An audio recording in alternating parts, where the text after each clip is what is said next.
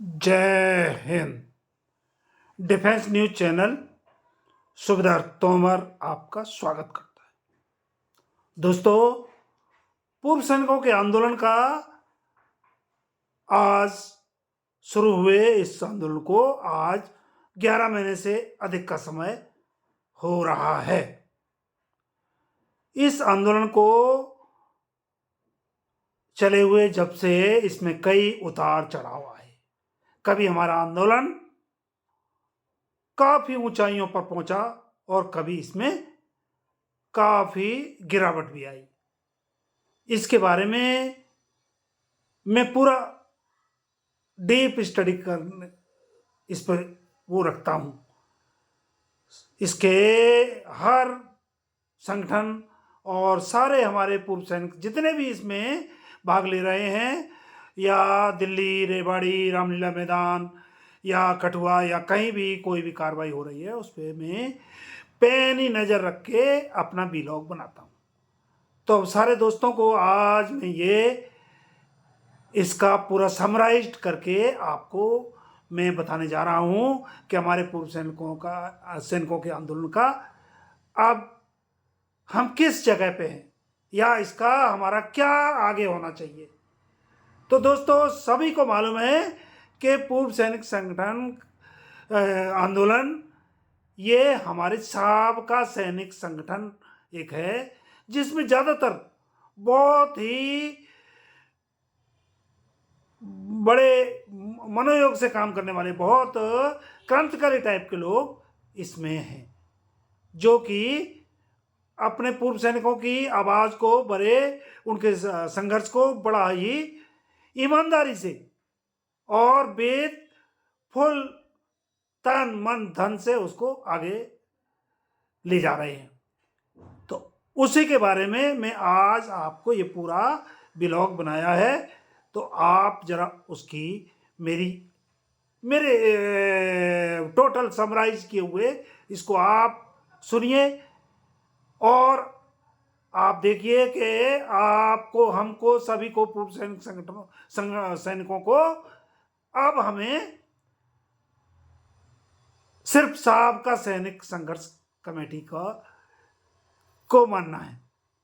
बाकी आपको अभी मैं प्लीज लिसन।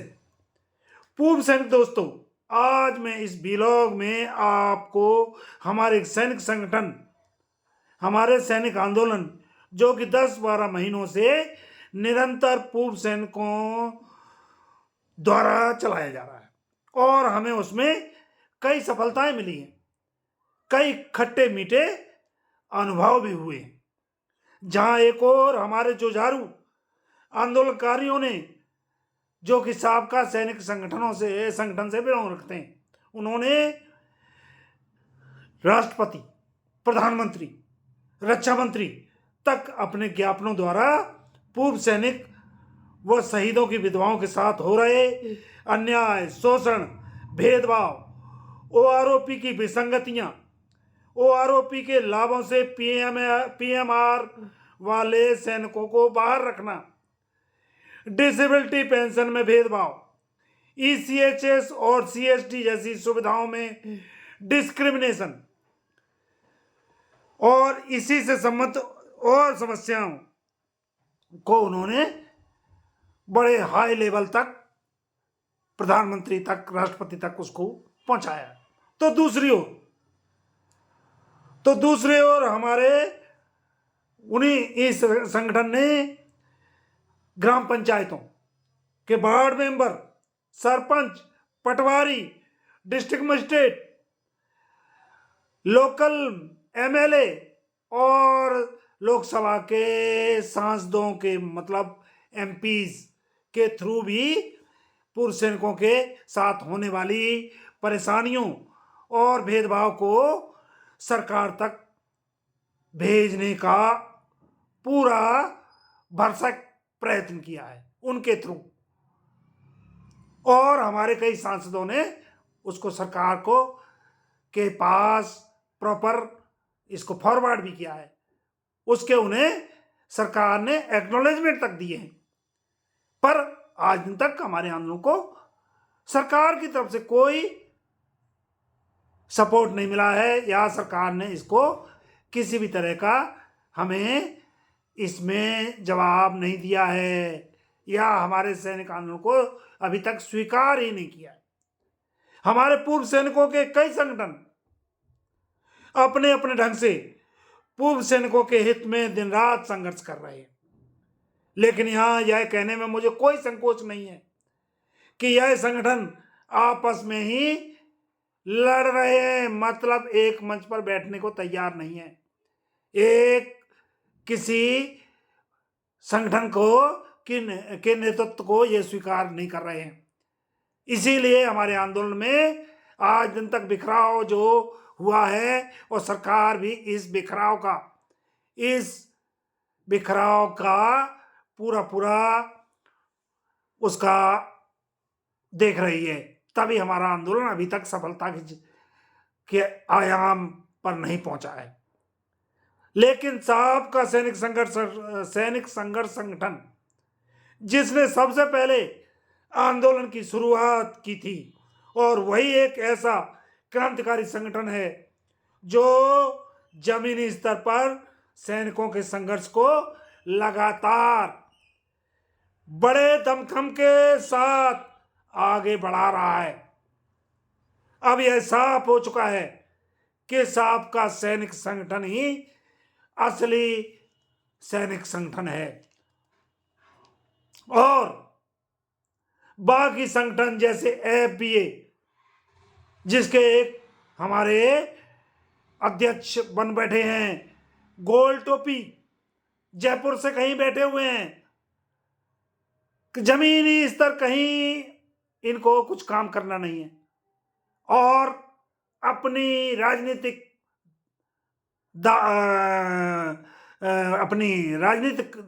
दांवपेच और राजनीतिक इन्हीं बातों से अपने ये पूर्व सैनिकों के संगठन के साथ ये काम कर रहे हैं। दूसरा, voice of ex serviceman society, Indian veterans और जवान किसान पार्टी और अन्य छोटे मोटे संगठन सिर्फ पूर्व सैनिकों को भटका रहे हैं, बरगला रहे हैं और अपनी नेतागिरी चमका रहे हैं। इनको पूर्व सैनिकों की भलाई से, उनके वेलफेयर से इनको कोई लेना देना नहीं है। ये सिर्फ एक हमारा संगठन है जो साबका सैनिक संघर्ष संगठन, उसको भी ये आगे हमारे आंदोलन को बढ़ने में यही लोग बाधा कर। हंसी तो तब आती है जब ये लोग, ये छुटभइये लोग, प्रेसिडेंट, डेलीगेट, कोर कमेटी, महासंघ, गवर्निंग काउंसिल जैसे भारी भरकम शब्दों का यूज करते हैं। लगता तो ऐसे है जैसे यह किसी संयुक्त राष्ट्र संघ से भी कोई बड़ा संगठन ये बना रहे हैं। ग्राउंड में जीरो, और बातें कहीं करते हैं। अभी तो एक महासंघ बनाया जा रहा है। 7 जनवरी को कहीं मीटिंग हुई थी रेवाड़ी में, उसमें महासंघ बनाने का इसमें ये लोग तैयारी कर रहे हैं।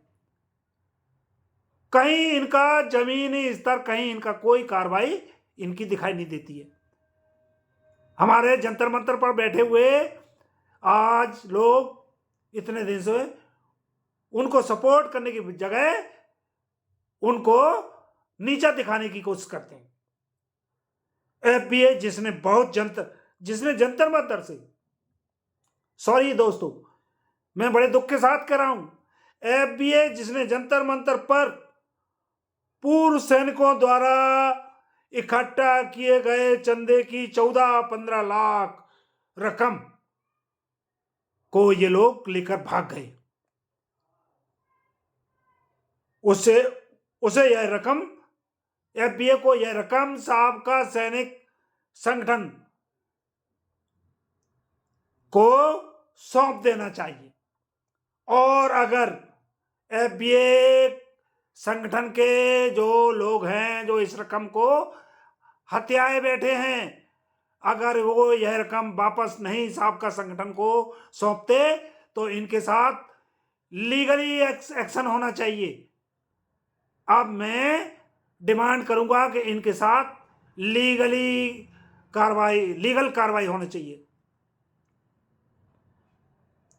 साबका सैनिक संगठन के हमारे सबसे होनहार नौजवान कपिल फौजी, नायक हरपाल, JWO नलिन तलवार, नेशनल एडवाइजर सूबेदार मेजर गौसाल, वयोवृद्ध 95 साल का हमारा इतने वयोवृद्ध नेता जो प्रगट सिंह साहब, सूबेदार प्रगट सिंह साहब, जिन जो अपने साबका सैनिक संगठन के अध्यक्ष प्रगट सिंह जनकराज जैसे इन क्रांतिकारी और बहुत योग्य नेताओं की जितनी प्रशंसा की जाए वो कम है। मेरा अनुरोध है कि अन्य सभी संगठन अब साबका सैनिक संगठन के नेतृत्व में उसकी नेतृत्व को स्वीकार करें और उसके साथ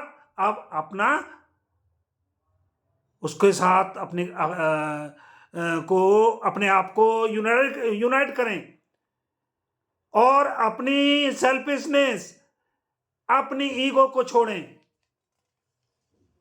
और साबका सैनिक संगठन का साथ देकर इस आंदोलन को, पूर्व सैनिकों के इस महायज्ञ में शामिल हो जाएं।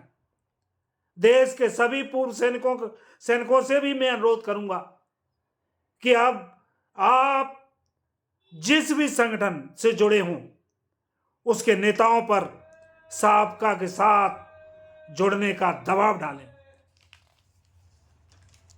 साबका सैनिक संगठन ही एक ऐसा संगठन है जिसके सदस्य अपने तन मन धन से आंदोलन को आज लंबे समय से जारी रखे हुए हैं। उन्होंने गर्मी, सर्दी, बरसात, हर विकट मौसम में दिन रात जंतर मंतर पर हमारे सैनिक आंदोलन को निरंतर जारी रखा हुआ है और इसमें अलग जगह रखी है। साबका सैनिक संगठन जिंदाबाद, भारत माता की जय। आज के बिलाग को मैं दोस्तों यहीं दी एंड करना चाहूंगा। अगले ब्लॉग में फिर मिलेंगे। जय हिंद।